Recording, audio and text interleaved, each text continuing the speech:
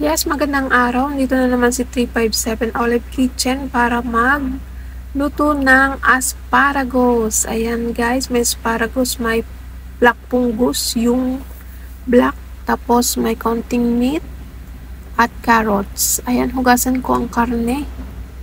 Yes, hugasan ang karne, then imamarinate natin ng asin lang at cornstarch. Tapos lagyan mo ng kaunting oil sa pagmamarinate. Yes, hugasan ng husay, then dry, then lagyan ng kaunting asin, cornstarch, asin niya. Yes, asin. Then may cornstarch. Ayan yung cornstarch, nagpapalambot ng karne at para hindi din magdikit-dikit at hindi rin dumikit sa kawali. Yun ang purpose ng cornstarch, ang alam ko. Ayan, then set aside natin pagka-marinate at gawin natin yung mga gulay. Hugasan at gayatin. I-prepare natin ang mga gulay. Ayan, inuna ko na si carrots.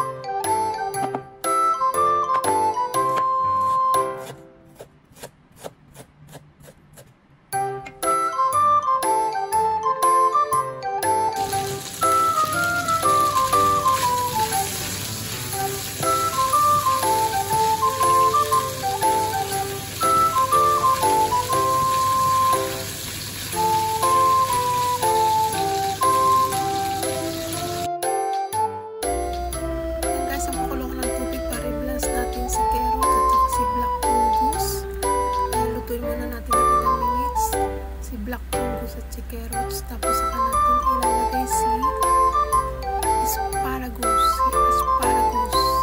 Ayan, manood lang kayo.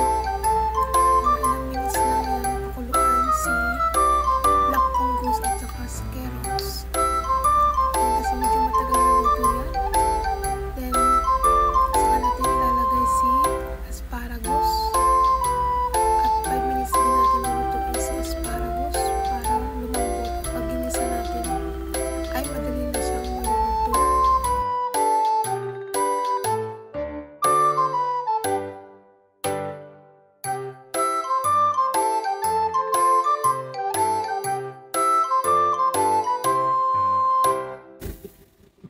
Yes, ayan, tinagalan natin na medyo maluto yung carrots.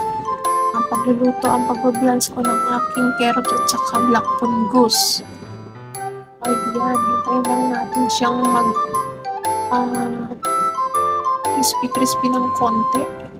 Tapos saka natin ilalagay si asparagus. Ang asparagus naman, 5 minutes ko lang siyang ibablance. Kasi gigisa pa natin siya pagkatapos mag-blance ng mga gulay na yan. Yan, manood lang po kayo hanggang dulo. At kung di pa kayo nakasubscribe sa akin channel, 357 Olive Kitchen, don't forget to hit the notification bell para lagi kayong updated sa aking mga video i-upload. Ayan na, sa asparagus, nilagay ko na dyan. Then, 5 minutes lang yan. Tapos, saka ko siya igigisa. Ayan. And don't forget to like, comment, and share my video kung nagustuhan nyo ang video kong ito sa pagluluto ng asparagus. Yes, maraming salamat sa pag-support sa aking video, sa aking channel, 357 Olive Kitchen. Yan, nagluluto na tayo, nagigisa na, na-blance ko na yan, may kaunting seasoning. Manood lang po kayo hanggang dulo. Maraming salamat sa panonood.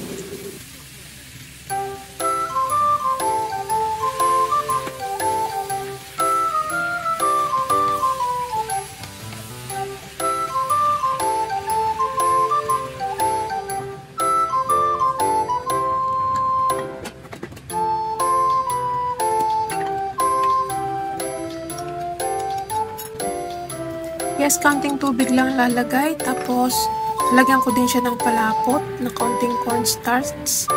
Kakalawin yung cornstarch sa tubig. Then, lalagay ko. Ayan, dinagdagan ko pa ng seasoning. At medyo matabang pa. Ayan ang cornstarch, konti lang. Kaya hindi siya matubig. Para lang siya maging medyo sticky. Ayan ang gusto ng mga incheck. Hindi masabaw ang gulay. O yan. Thank you for watching. Once again, maraming salamat sa pagtangkilik sa aking mga video na ina-upload tungkol sa cooking ng incheck. Ayan, tapos na ang aking cooking. At iyahayin ko na yan. At sila yung mga nakaupo na sa mesa. Ayan, maraming salamat.